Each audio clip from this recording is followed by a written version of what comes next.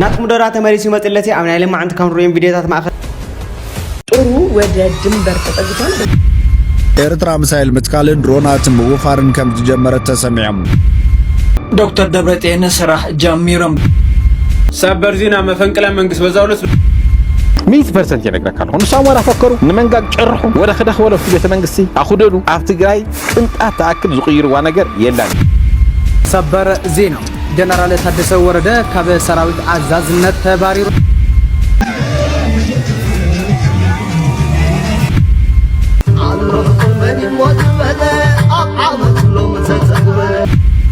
شكرا أسمرة شكرا أريتريا ناي إثيوبيا كلتا درونات كمز تحمششها تجريس الله إثيوبيا مشوعات أبقربا جيزيز ورق هاجرات مديبا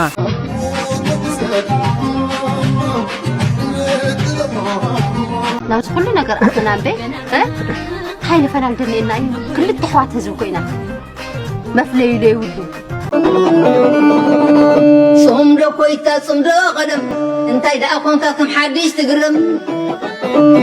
انت تباسنا نعرق صبغ تسرحنا خان مرق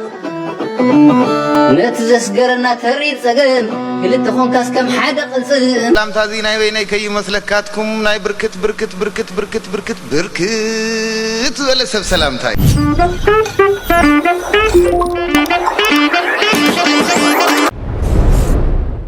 بزخالكم لايك مغاركم كيزنقعوا لكم بزترفه غزي كودا اخلا فيديوهات كسغركم سناي صاني حس كون لكم تمني سلام سلام انا يوردل سلام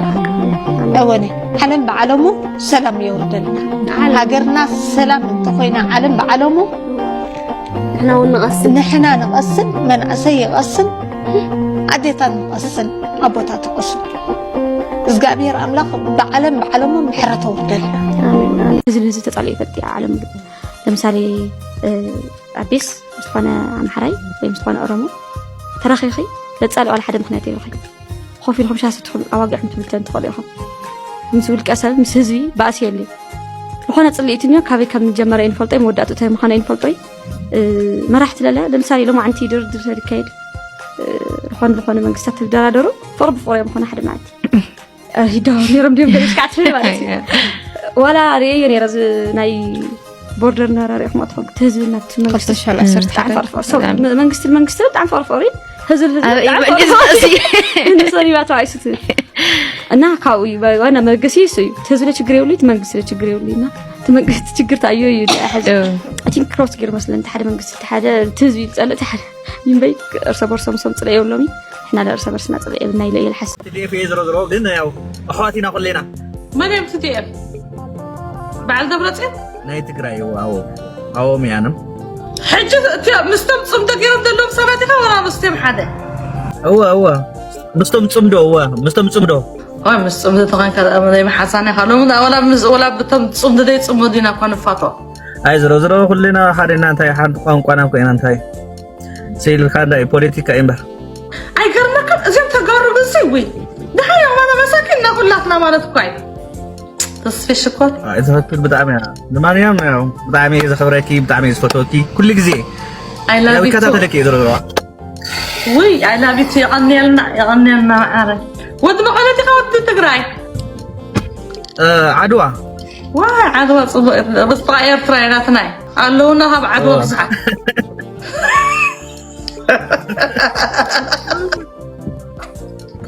قالونا عدوى مش يوم ده عندك كروان يا كيرا أخو أجنس مرا بزي خسين هلو سلام نهلوس هاي سلام تدخل لنا نخد نيرنا هنا أنت ده سلام يكون تلو هاي سلامي واي بسربا خد تدخل عندكم حجي هاي نخدينا قلنا إحنا بسرحينا سلزلنا ينبر هو يتفجأت ما بعنا صنتي تغير حجي زور حزي 24 قبة بعنا صنتي يا ونخورينا وين أصي خنا خبرينا نحن حجمتنا نباسنا نبنا لنا واي أين باسل حزي كلنا حسب كنت عرق كلنا كنباس كلنا ويا كنت عرق كلنا ويا كله ويا له بدات الدخان قال إن كان زلا أفلت أن هذا أمر فلتات يكون تفكر هو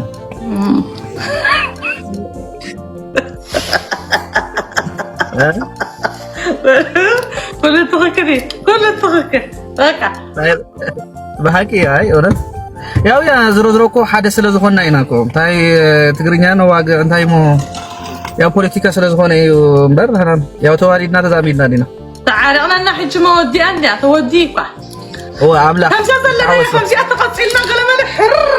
كل يوم تم ناخذ باس كنا نحبصه لانه ترى عارف بس اي لاف يو ملك عيني ترى بس امرقص ترى هزب تقرا لا اسكو حتى تخوني هزب تقرا قصه وقع سؤالك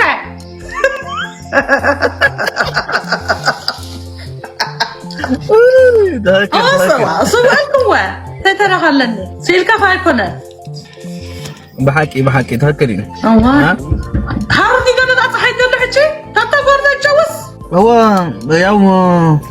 فكر صحيني مسقرا تهاجر يكون قد ما حجيكم بين الناس لازم نرعنا تشفشفنا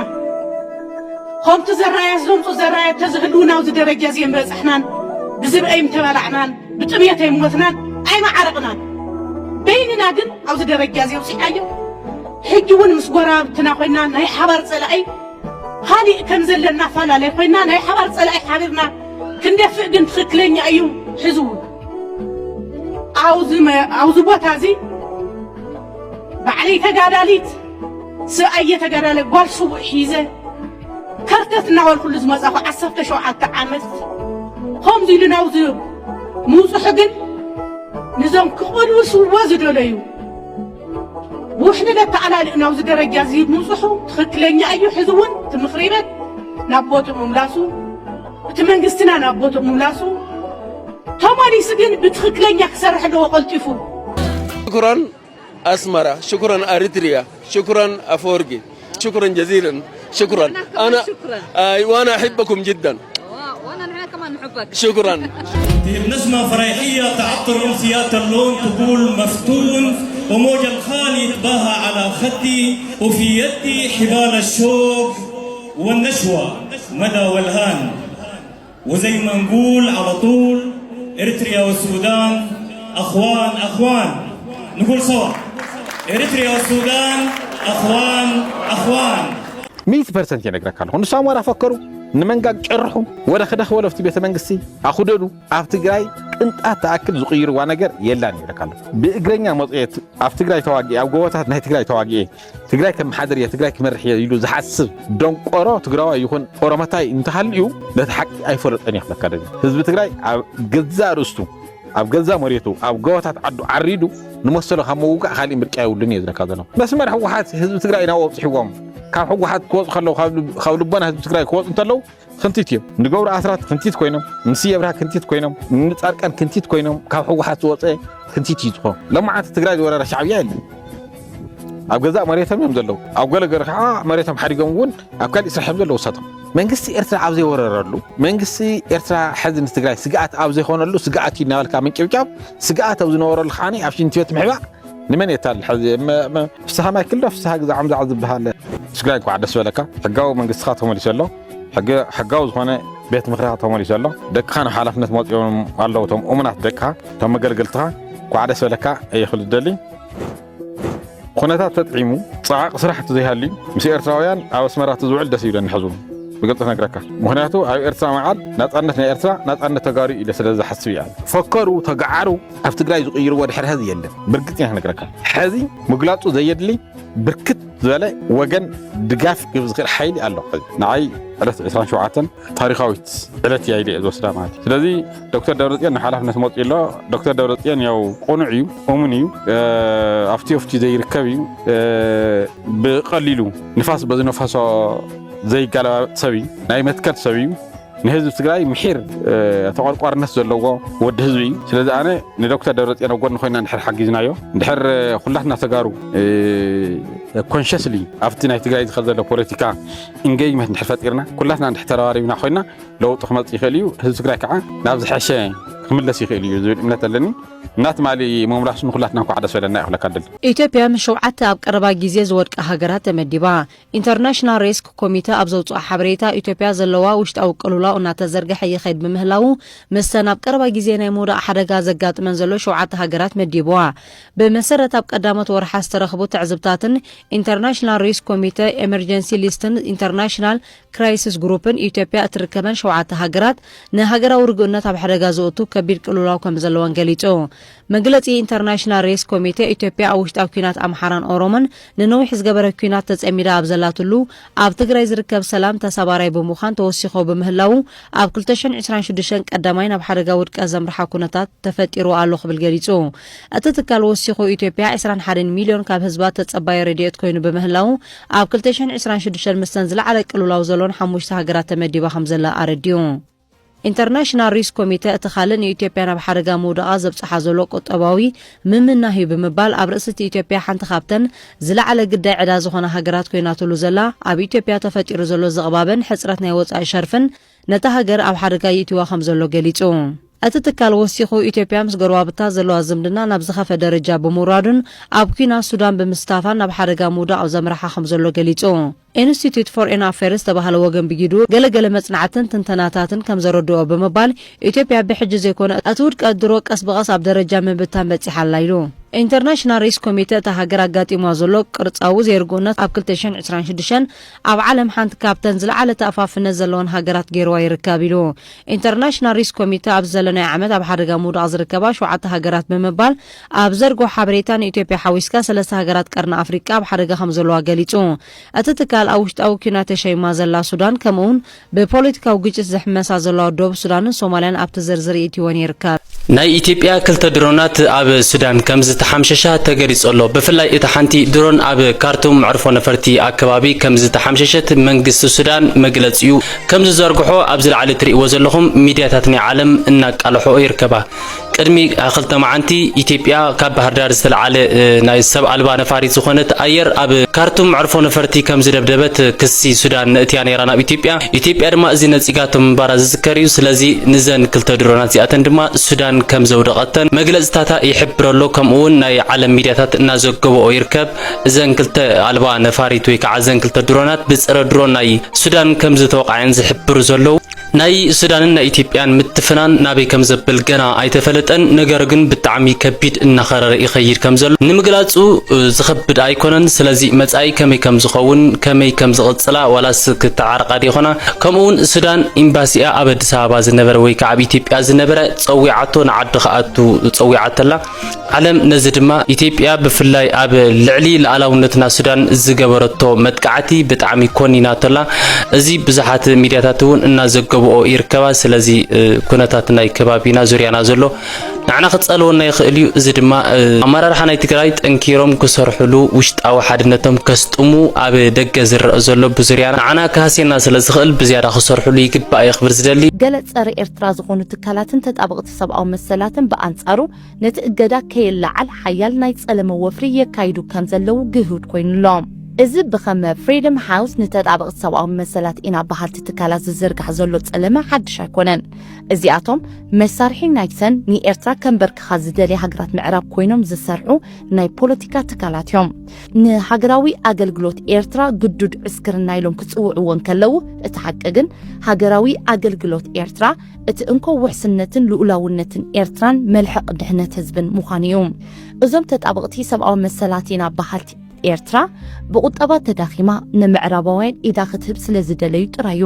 ግናኸ ጽንዓት ህዝቢ ኤርትራ ንዝኹሉ ውድይታት ሓምሽሽዎ ሕጂ ድማ ብዓወት ኣብ መድረኽ ዓለም ደው ዶክተር ደብረጽዮን ስራሕ ጀሚሮም ዶክተር ደብረጽዮን ገብረ ሚካኤል ካቢኔኦም በመጽዋዕ ስራሖም ብዕለይ ጀሚሮም ኣለዉ በመሰረት እቲ ቤት ምክሪ ዘመሓላለፎ ወግዓዊ ጻውዒት ፕሬዝዳንት መንግስቲ ትግራይ ዶክተር ደብረጽዮን ገብረ ሚካኤል ካብ ሎሚ 30 ሚያዝያ 2008 ዓ.ም ጀሚሮም ካቢኔኦም በመጽዋዕ ዕላዊ ስራሖም ጀሚሮም ኣለዉ ጦሩ ወደ ድንበር ተጠግቷል በሱዳንና በኢትዮጵያ መካከል የተፈጠረውን ውጥረት ተከትሎ የሱዳን ጦር በአልፋሽጋና ገዳሪፍ በተባለ የድንበር አካባቢ ላይ ጦራቸውን ማንቀሳቀሳቸው ተሰምቷል የሱዳን ጦር ይህንን የጦር አቅሙን እያንቀሳቀሰ የሚገኘው ለብቻው ሳይሆን የግብጽና የኤርትራ መንግስት እየሰጡት በሆነው ድጋፍ እንደሆነ ጭምር እየተገለጸ ይገኛል። ሱዳን ትሪቢዩን ይዞት በወጣው መረጃ መሰረትም በጀነራል አልቡርሃን የሚመራው የሱዳን ጦር የአልፋሽጋ እንዲሁም ደግሞ ገዳሪፍ የሚባለው አካባቢ ላይ የጦር አቅማቸውን ጭምር በማንቀሳቀስ የተለያዩ ጦር ሰራዊቶቻቸውን የጦር መሳሪያዎቻቸውን አስጠግተው እንግዲህ ከኢትዮጵያ ጋር ያለባቸውን ውጥረት በጦርነት ለመፍታት እየተዘጋጁ መሆናቸውን የሚያሳይ መረጃን አጋርቷል። በነገራችን ላይ የኢትዮጵያ መንግስት በሱዳን በኩል እየቀረበበት ያለውን ክስ ከመቃወም ባለፈ ደግሞ በድንበር አካባቢ ላይ የሚደረጉ የተለያዩ ጦር እንቅስቃሴዎችን አደራጅቷል። ሱዳን ግን አሁን ባለው ሁኔታ አልፋሽጋና ገዳሪፍ ላይ የጦር አቅሟን ያሰማራችበት ወይም ደግሞ የጦር እንቅስቃሴ እያደረገች ያለችበት ግብጽ ለረጅም ዓመታት ከኢትዮጵያ ጋር ውጥረት ውስጥ ያለችበት የህዳሴ ግድብን ተከትሎ አልፋሽጋ አካባቢ ላይ የሱዳን ጦር እንዲቆጣጠረው ያላትን ፍላጎት ለማሳካትና ከግብጽና ከኤርትራ የሚያገኙትን ድጋፍ መነሻ በማድረግ ነው። እንግዲህ የሱዳን ጦር በቀጣይ ምን ሊያደርግ ይችላል፣ የትኛውን የጦር እንቅስቃሴ የጦር እርምጃ ሊወስድ ይችላል የሚለውን ደግሞ ሰበር ዜና ጀነራል ታደሰ ወረደ ካብ ሰራዊት አዛዝነት ተባሪሩ ተባሂሉ ኣብ ላዕለዋይ እዚ ሰራዊት ትግራይ ሓድሽ ናይ መሪሕነት ምትዕራይ ተገይሩ ሌተናል ጀነራል ታደሰ ወረደ ካብ ሓላፍነቶም ክልዓሉ እንተለው ጀነራል ፍስሐ ኪዳነ ማንጁስ አዛዝ ሰራዊት ትግራይ ኮይኖም ኣለዉ። እቲ ብፕሬዝደንት ዶክተር ደብረጽዮን ገብረ ሚካኤል ዝምራሕ ሓድሽ ቤት ምክሪ መንግስቲ ትግራይ ኣብ ላዕለዋይ አዘዝ ሰራዊት ትግራይ TDF መሰረታዊ ናይ ስራሕ ምምዕራይ ከም ዝገበረ ኣፍሊጡ። بمسرة زي حدش وسان اتنويح وان سراوي تجري العلاوين كمرحو نتصنحو ليتنات جنرال تادس ورده كاب عزاز الناس سراوي تلعي لهم اب تستقبر ناي سلطان مدبا مسرات ازوم الصعبو لعلوة مكوننات اب استفلاليو حلاف النتاتا تمديبهم لهم باز مسرة جنرال فسها كيدانو عزازي سراوي تجري ميجر جنرال ودن بيتي مكتل عزاز سراوي تجري برغارير جنرال نقاش شقورتات حلافي كفلي محدرام برغارير جنرال ودبابي حلافي لوجستيك سراويت ميجر جنرال ودمدن حلافي كفل مختن حزباوي من العالم كوينهم تشايمهم بزي كازي اتحادش مرحنت نتوم ليتنانت جنرال تادسه ورده دغيفم كنقساقسو صنحو مكونن اتملكيتو ابزهاو مبرهي فللياتهم كمستحلو لمن كمانم تغدالاي مسلم تحليو كقصلو كمستوسنه علاو غيرم كابتن فللي زلوم تباهيلم تتقصو عززت وشتي برغارير جنرال ماشبينه جبران دلنا تخلاي ماسترني كوم ازي ابي سراويت تجبر دنجتا متعراي ابي منغو مرحت حوحاتن سراويت زلم السحابه ناب زخفه بركي كم زبصحب زرق خوينو بوليتيكاو تنتنتي يغلصلهم يخون امبر ازو سانزي ابتي ابايتا زلو اودادبا سراويت زحصبو صلوا انتاي مخانو نبزحات تنتنتي مكاتعل زعبا خوينلهم አሁን በተሰማ መረጃ በትግራይ ክልል ያልተጠበቀ ፖለቲካዊ እርምጃ ተወስዷል። ዶክተር ደብረጽዮን ገብረ ሚካኤል መፈንቅለ መንግስት በማድረግ ዛሬ በይፋ ወደ ፕሬዝዳንት ጽህፈት ቤት መግባታቸው ተሰምቷል። ዶክተር ደብረጽዮን ወደ ቢሮ ከመግባታቸው በላይ በአስቸኳይ የካቢኔ አባላትን ወደ ጽህፈት ቤታቸውም ጠርተዋል። አሁን ባለው መረጃ መሰረት ስለ አዲሱ አስተዳደር ማብራሪያ ለመስጠትና ወቅታዊ ሁኔታዎችን ለማሳወቅ ለጋዜጠኞች ጥሪም ተላልፈዋል። በትግራይ ፖለቲካ ውስጥ ትልቅ ለውጥ እየታየም ይገኛል። ይህ እርምጃ ለክልሉ ምን ይዞ ይመጣ ይሆን? አሴቶቻችሁን በኮሜንት ላይ አስፍሩልኝ። አዲስ ከሆናችሁ ደግሞ ፎሎ ማድረግ እንዳይዘነጋ።